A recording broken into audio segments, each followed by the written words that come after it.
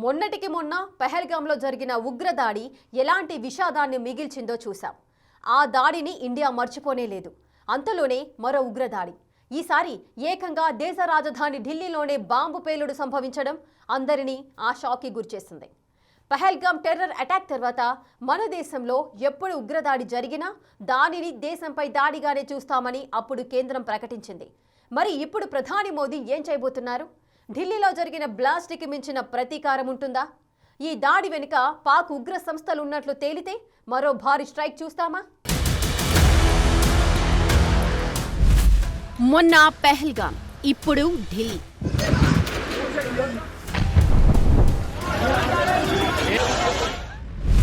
ఉగ్ర దాడికి భారత్ ప్రతీకారం తీర్చుకుంటుందా? జమ్మూ కాశ్మీర్లోని పెహల్గాంలో జరిగిన ఉగ్రదాడి మిగిల్చిన విషాదాన్ని మర్చిపోకముందే దేశ రాజధాని ఢిల్లీ ఎర్రకోట సమీపంలో జరిగిన కారు పేలుడు యావత్ దేశాన్ని దిగ్భ్రాంతికి గురిచేసింది. పెహల్గాం టెర్రర్ అటాక్ తరువాత దేశంలో ఎక్కడ ఉగ్రదాడి జరిగినా దానిని యావత్ భారత్పై దాడిగా పరిగణిస్తామని కేంద్రం ప్రకటించింది. ఈ క్రమంలో ఇప్పుడు ఢిల్లీలో జరిగిన ఘటనపై ప్రధాని నరేంద్ర మోదీ ప్రభుత్వం ఏ విధంగా స్పందించబోతోందనేదే ఉత్కంఠ నెలకొంది. కేంద్ర ప్రభుత్వం నెక్స్ట్ ఏం చేయబోతోంది అన్న దానిపైనే అనేక ప్రశ్నలు తలెత్తుతూ ఉన్నాయి. ఢిల్లీ ఎర్రకోటకు సమీపంలో జరిగిన ఈ పేలుడు ఘటనలో అమాయక భారత ప్రజలు అసువులు బాశారు. ఇది ఆత్మాహుతి దాడి అయినా కావచ్చు, లేకపోతే పేలుడు పదార్థాలను తరలిస్తున్నప్పుడు జరిగిన యాక్సిడెంటల్ బ్లాస్ట్ అయినా అయ్యుండొచ్చని అనుమానిస్తున్నారు. ఈ పేలుడు ఎలా సంభవించిందనేది తేల్చేందుకు దర్యాప్తు కొనసాగుతోంది.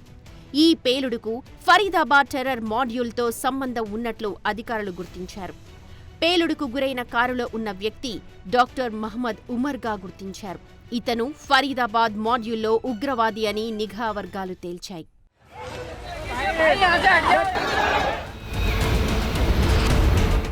ఫరీదాబాద్లో భారీ స్థాయిలో 2900 కిలోల పేలుడు పదార్థాలను స్వాధీనం చేసుకోవడంతో పాటు డాక్టర్ల ముసుగులో ఉన్న ఉగ్రవాదులని అరెస్టు చేశారు.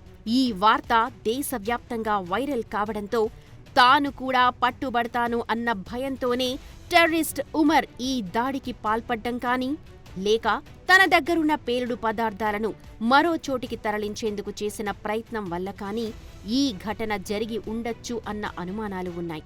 ఇప్పుడు ఈ కోణంలోనే ముమ్మర దర్యాప్తు జరుగుతోంది. ఈ దారుణ ఉగ్ర దాడిపై ప్రధాని మోదీ కూడా తీవ్రంగా స్పందించారు. ఢిల్లీ పేలుళ్ల కుట్రదారులను విడిచిపెట్టే ప్రసక్తే లేదని గట్టిగానే చెప్పారు. ఇన్వెస్టిగేషన్ ఏజెన్సీలు ఈ దాడికి సంబంధించిన మూలాలను గుర్తించి అందుకు కారణమైన వాళ్లను వెంటాడతాయని, బాధ్యులందరినీ చట్టం ముందు నిలబెడతామని చెప్పారు. ఇదే ఏడాది ఏప్రిల్లో పెహల్గాంలో ఉగ్ర దాడి జరిగినప్పుడు భారత్ సర్కార్ ఆపరేషన్ సింధూర్తో ఉగ్రవాదంపై గట్టి ప్రతీకారం తీర్చుకుంది. ఈ ఆపరేషన్ దేశ ప్రజల్లో ఐక్యతను పెంచడంతో పాటు భారత దృఢ సంకల్పాన్ని మిగతా ప్రపంచానికి చాటి చెప్పింది. ఇప్పుడు ఏకంగా దేశ రాజధాని ఢిల్లీలోనే, అది కూడా ఎర్రకోట సమీపంలో దాడి జరగడం అనేది దేశ భద్రతని సవాల్ చేస్తోంది. దీన్ని ఉగ్రమూకల నుంచి వచ్చిన తీవ్రమైన హెచ్చరికగా భావిస్తూ ఉన్నారు. ఈ దాడి వెనుక పాకిస్తాన్ ఉగ్ర సంస్థల పాత్ర ఉన్నట్లు దర్యాప్తులో తేలితే కనుక కేంద్ర ప్రభుత్వం ఎలా స్పందిస్తుంది, ఏ విధమైన చర్యలు తీసుకుంటుంది అన్న దానిపై తీవ్ర స్థాయిలో చర్చ జరుగుతోంది.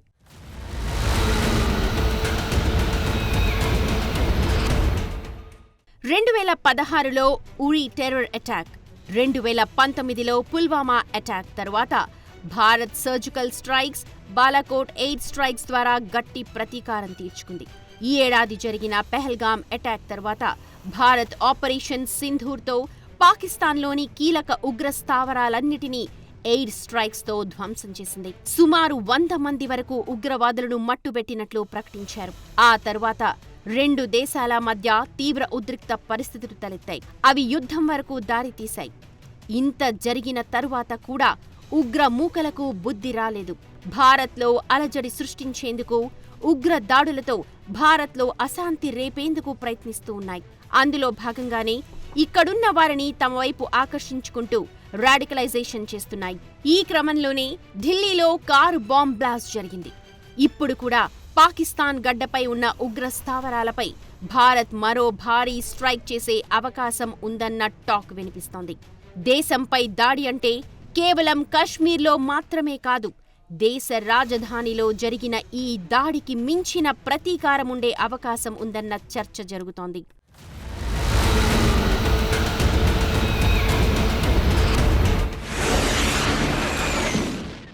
పాక్ ప్రేరేపిత ఉగ్రవాద సంస్థలు దేశంలోని స్లీపర్ సెల్స్ ను, లోకల్ మాడ్యూల్స్ ని ఉపయోగించుకుంటున్నట్లుగా రుజువైతే దేశవ్యాప్తంగా నిఘా పెంచి టార్గెటెడ్ యాంటీ టెర్రర్ ఆపరేషన్లని పెంచే అవకాశం ఉంది.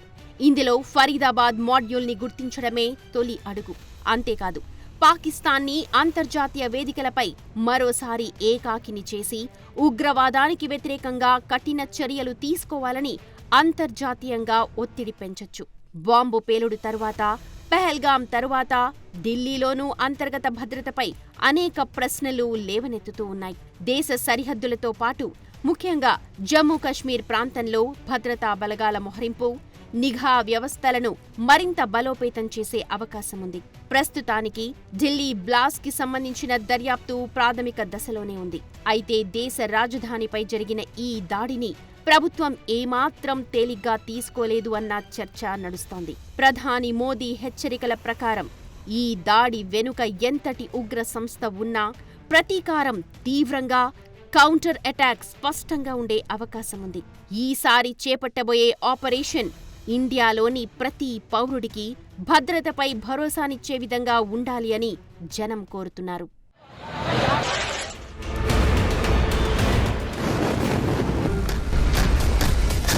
ఢిల్లీ కారు బ్లాస్ట్ మాడ్యూల్ మూలాలు రాడికలైజేషన్తో ముడిపడి ఉన్న 2 టెలిగ్రామ్ గ్రూపులతో లింక్ అయి ఉన్నాయి.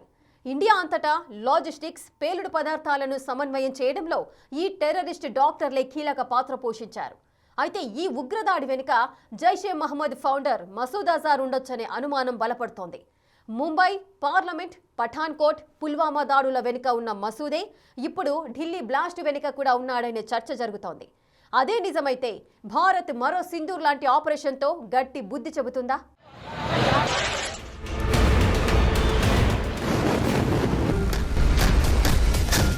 ఫరీదాబాద్ టెర్రర్ మాడ్యూల్ మూలాన్ని 2 టెలిగ్రామ్ గ్రూపుల నుంచి గుర్తించారు.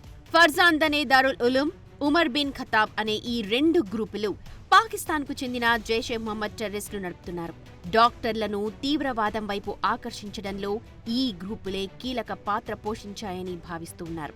ఎర్రకోట దగ్గర బ్లాస్ట్ అయిన I-20 కార్ని నడుపుతున్న డాక్టర్ ఉమర్ ఫరీదాబాద్ టెర్రర్ మాడ్యూల్తో సంబంధం ఉన్న డాక్టర్లను రాడికలైజ్ చేయడంలో కీలక పాత్ర పోషించాడు. వీరి వెనుక షోపియాన్కు చెందిన ఇమాం ఇర్ఫాన్ అహ్మద్ వాగా ఈ గ్రూపుల్లో ఒకదాని ద్వారా రాడికలైజేషన్ మొదలుపెట్టినట్టు తెలుస్తోంది. మొదట్లో వీరి సంభాషణలు కశ్మీర్ ఆజాదీ, కశ్మీరీల అణిచివేతకు సంబంధించి మొదలయ్యాయి. ఆ తర్వాత నెమ్మదిగా గ్లోబల్ జిహాద్, ప్రతీకారం లాంటి విస్తృత లక్ష్యాలకు మారింది.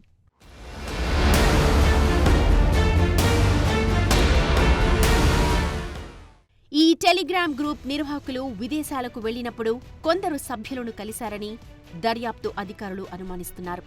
ఈ టెర్రరిస్ట్ మాడ్యూల్ రూపుదిద్దుకోవడంలో టర్కీ టూర్ కీలకంగా మారినట్లు చెప్తున్నారు. టర్కీ నుంచి తిరిగొచ్చిన తరువాతే ఈ టీం భారతదేశమంతటా తమ కార్యకలాపాలను విస్తరించినట్లు దర్యాప్తులో తేలింది. డాక్టర్ ముజమ్మిల్ ఫరీదాబాద్లోని అల్ ఫలాహ్ మెడికల్ కాలేజీలో చేరగా డాక్టర్ ఆదిల్ సహరాన్పూర్లో పోస్టింగ్ పొందాడు. ఇతర సభ్యులను రిక్రూట్మెంట్, లాజిస్టిక్స్ నిర్వహించేందుకు వివిధ రాష్ట్రాల్లో ఉంచినట్లు తెలుస్తోంది.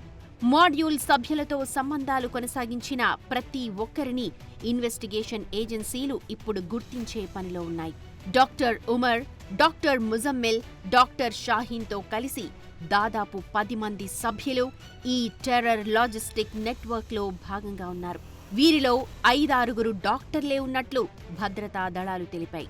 ఈ డాక్టర్లంతా తమ వృత్తిపరమైన అవకాశాలను ఉపయోగించుకుని పేలుడు పదార్థాలను సమీకరించడంతో పాటు నెట్వర్క్ కోసం యాక్షన్ ప్లాన్ సిద్ధం చేసినట్లు తెలుస్తోంది. ఇంతలోనే ఎర్రకోట పేలుడుకు సంబంధించిన కమ్యూనికేషన్లను ట్రాక్ చేసేందుకు టెక్నికల్ ఇన్వెస్టిగేషన్ జరుగుతోంది. కారు పేలుడు సంభవించడానికి ముందు డాక్టర్ ఉమర్ ఎవరెవరితో ఫోన్ కాల్ మాట్లాడారో తెలుసుకునేందుకు మొబైల్ టవర్ డేటాని కూడా అధికారులు విశ్లేషిస్తున్నారు.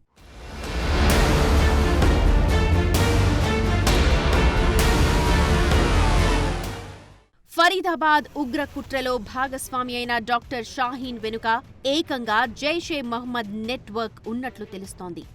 ఆ సంస్థ మహిళా విభాగంలో ఆమె కీలక పాత్ర పోషిస్తోంది. జైషే మహిళా బ్రిగేడ్ల ఏర్పాటుకు ఆన్లైన్ కోర్సులు ప్రారంభించినట్లు నిఘా వర్గాలు గుర్తించాయి. ఈ జమాతుల్ మొమినాత్ విభాగానికి మసూద్ సోదరి సాదియా అజ్జార్ నేతృత్వం వహిస్తున్నారు. ఈ విభాగంలో షాహీన్కు కీలక బాధ్యతలు అందించినట్లు తెలుస్తోంది. భారత్లో మహిళా విభాగాలు స్థాపించి వారి నియామకాలు చేపట్టడం లాంటి కార్యకలాపాలు నిర్వహిస్తున్నట్లు నిఘా వర్గాలు తెలిపాయి. అందువల్ల ఢిల్లీలో జరిగిన ఈ కార్ బ్లాస్ట్కు ప్రత్యక్షంగానైనా పరోక్షంగానైనా జైషే టెర్రర్ గ్రూప్తో లింక్ ఉందన్న వాదన గట్టిగా వినిపిస్తోంది. ఈ జైషే మొహమ్మద్ ఉగ్రవాద సంస్థకు అంతర్జాతీయ ఉగ్రవాది, పాకిస్తాన్ రక్షణలో ఉన్న మసూద్ అజర్ బాస్. భారతదేశంలో ఉగ్రదాడులకు పాల్పడే అగ్ర నేరస్తుల్లో అతనొకడు.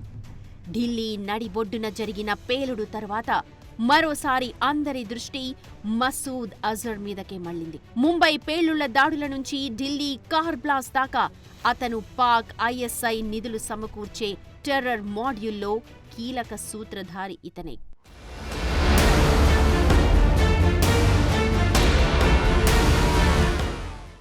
ఇప్పటికీ మసూద్ అజర్కు తాము రక్షణ ఇవ్వడం లేదని పాకిస్తాన్ వాదిస్తోంది. అయితే ఈ ఉగ్రవాది పాక్ నీడలోనే స్వేచ్ఛగా తిరుగుతున్నాడనేది బహిరంగ రహస్యమే. ఎర్రకోట దగ్గర జరిగిన బ్లాస్ట్తో అజర్కు ఇప్పుడు సంబంధం ఉంది అని తేలిపోయింది. జైషే మహ్మద్ ఉగ్రవాద సంస్థ భారత్లో అనేక ఉగ్రదాడులకు పాల్పడింది. IC-814 హైజాక్ సమయంలో బందీలుగా ఉన్న విమాన ప్రయాణికులకు బదులుగా భారత్ మసూద్ని విడుదల చేసింది. ఆ తరువాత అతను 1999 ఈ ఉగ్ర సంస్థను స్థాపించాడు.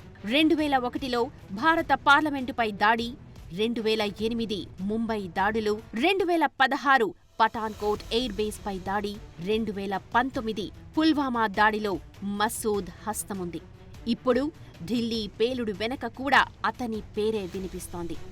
అనేక మంది అనుమానితుల అరెస్టులు, దర్యాప్తులో జైషేతో ఉన్న సంబంధాలు బయటపడుతూ ఉన్నాయి. ఆపరేషన్ సింధూర్ సమయంలో జైషే మౌలిక సదుపాయాలు చాలా దెబ్బతిన్నాయి.